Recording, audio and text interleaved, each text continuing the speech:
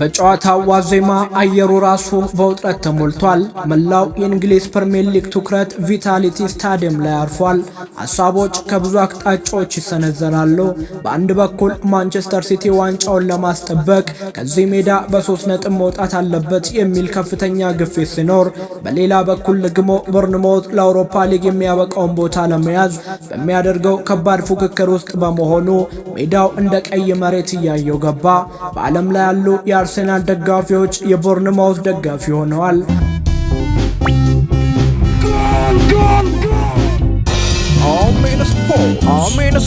ጨዋታው ሰዓቱ ሲደርስ ለመሃል ሜዳ ዳኛው ጅማሮውን ያደርጋል። ጨዋታው ሲጀምርም የሲቲዎች ጫና ብቻ ሳይሆን የቦርንማውዝ ፈጣንና አስፈሪ መልሶ ማጥቃቶች ካውንተር አታክ የጨዋታውን መልክ ቀረጹት።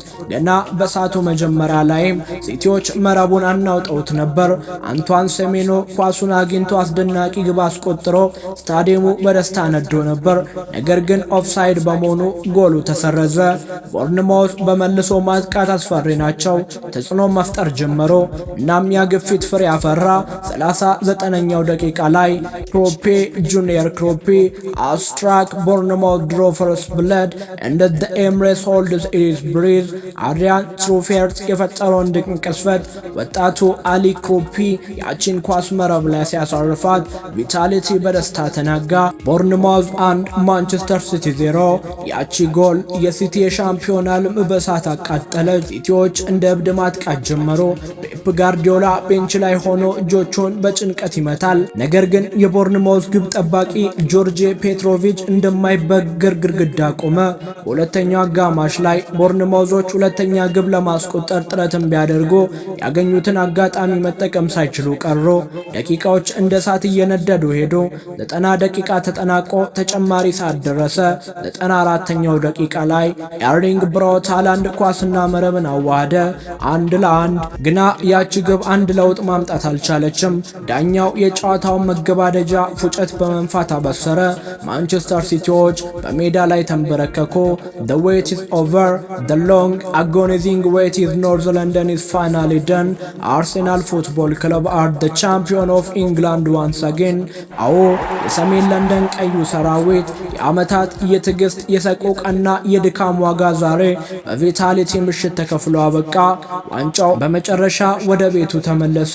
ከ20 ዓመታት የናፍቆት የትዕግስትና የቁጭት ረጅም ጉዞ በኋላ አርሴናል በመጨረሻ የእንግሊዝ ፕሪሚየር ሊግ ቻምፒዮን ሆነ። ካለፉት ከፈረንጆቹ 2003-2004 የውድድር ዘመን ወዲህ ለ22 ዓመታት ሙሉ የሊጉን ዋንጫ ማንሳት ሳይችሉ ቀርተዋል።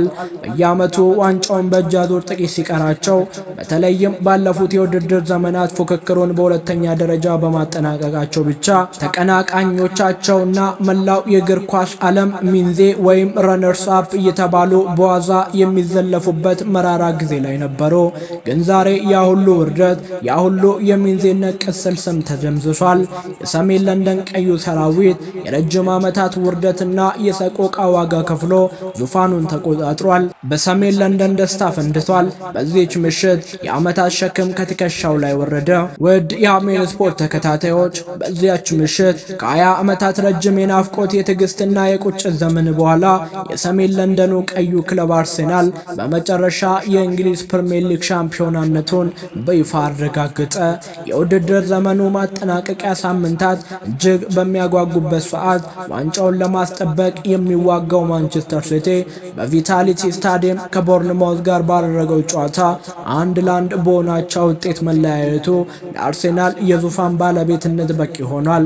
ካለፉት የውድድር ዘመናት ጀምሮ ተቀናቃኞቻቸው ምክትል ወይም ሚንዜ እያሉ ሲያሾፉባቸው የቆዩት ያ የመራራ ጊዜ በይፋ ተደመሰሰ። አርሴናል የውድድር ዘመኑን የመጨረሻ መርሃ ግብር ጨዋታ ከክሪስታል ፓላስ ጋር በሜዳው ኤምሬትስ ስታዲየም ባደረገውና በድል ባጠናቀቀበት ዕለት የክብሩ ዋንጫ በደማቅ የድል ስነ ስርዓት ተረክቧል። በአሰልጣኝ ሚካኤል አርቴታ የሚመራው ቡድን የሰማይን ያህል የረዘመውን የ20 ዓመታት የዋንጫ ድርቅ ሰብሮ የፕሪሚየር ሊግ ንጉስ መሆን ችሏል። የሰሜን ለንደን ደጋፊዎችም የዘመናት ሸክም ከትከሻቸው ወርዶ በድል አድራጊነት ሌሊቱን በደስታ አሳልፏል። የአርሴናል የ20 ዓመታት የዋንጫ ድርቅ ማብቃትና የ2025-26 የፕሪሚየር ሊግ ንግስና ማረጋገጥ መላውን የእግር ኳስ ዓለም አነጋግሯል። ይህ ስኬት በአንድ ቀን የተገኘ አይደለም። የረጅም ጊዜ ስትራቴጂካዊ እቅድ፣ የዲሲፕሊን ጥንካሬና የማይበገር የቡድን መንፈስ ውጤት ነው። ተጫዋቾቻችን ከውጥረትና ከትችት ጋር እየተዋጉ ያሳዩት ብቃት ታሪካዊ ነው። ለዚህ ቀን ሲሉ ለ20 ዓመታት ያህል ላሳዩት የማይናወጥ ፍቅርና ትዕግስት ይህ ዋንጫ ለአርሴናል ደጋፊዎች ይገባቸዋል ሲልም የቀድሞ የፔፕ ተማሪ የአርሴናል አሰልጣኝ ሚካኤል አርቴታ ተናግረዋል። ለስካይ ስፖርትና ቢቢሲ ያሉ ተቋማት ተንታኞች እንደገለጹትም አርሴናል በዚህ የውድድር ዘመን ያሳየው የተከላካዮች ጽናትና የታክቲክ ብስለት የሊጉን ዋንጫ በብቃት እንዲቆጣጠሩ አስችሎታል። ባለፉት ዓመታት ይደርስባቸው የነበረውን ጫና እና የሚንዜነት መለያ በጠንካራ የሜዳ ላይ ምላሽ በመቀየር አርሴናል በዘመናዊ የእንግሊዝ እግር ኳስ አዲስ የአስተዳደርና የጨዋታ ከፍታ ማስመዝገቡ በሰፊው አስረድተዋል። የ2025-26 የእንግሊዝ ፕሪሚየር ሊግ ውድድር ዘመን መዝጊያ ፊሽካ ሲነፋ አዲስ ገጽ ከፍቷል። 22 ዓመታት ሙሉ ሲጠብቅ የነበረው የሰሜን ለንደኑ ግዙፍ ክለብ የናፍቆ ጉዞ በድል ማማ ላይ ተጠናቋል። ይህ የውድድር ዘመን ለአርሴናል ከቀላል የዋንጫ ስኬት በላይ ትርጉም አለው። ባለፉት ዓመታት የደረሰባቸውን የውድቀት ጫና፣ የቁጭት ውርደትና የሚንዜነት መለያ በጠንካራ የሜዳ ላይ ስራና በስልታዊ ዲሲፕሊን በመሰባበር ታሪክን አዲስ አቅጣጫ አስይዘውታል። የኤምሬትስ ስታዲየም መብራቶች ደምቀው የደጋፊዎች የደስታ እንባ ከድል መዝሙር ጋር ተቀላቅሎ ሲያበቃ የዘንድሮ የፕሪሚየር ሊግ ምዕራፍ በአንድ ግልጽ ምልክት ተቋጨ። አርሴናል የእንግሊዝ ንጉስ ሆኖ ተመልሷል። የሰሜን ለንደንም በቀይ ቀለም አሸብርቋል። አርሴናል ዘ ገነርስ ቻምፒዮን ኦፍ እንግሊዝ ፕሪሚየር ሊግ